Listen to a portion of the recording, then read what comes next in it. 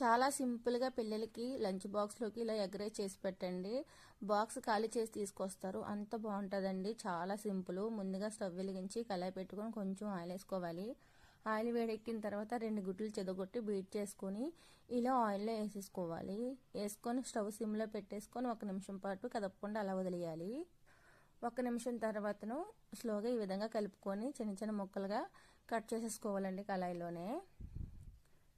ఈ విధంగా కట్ చేసేసుకున్న తర్వాతను ఇప్పుడు మనం కొంచెం రైస్ అందులో వేసుకోవాలి.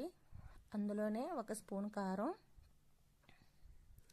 1 స్పూన్ ధనియాల పొడి, రుచికి సరిపడా సాల్ట్ వేసుకొని బాగా కలిపేసుకోవాలి.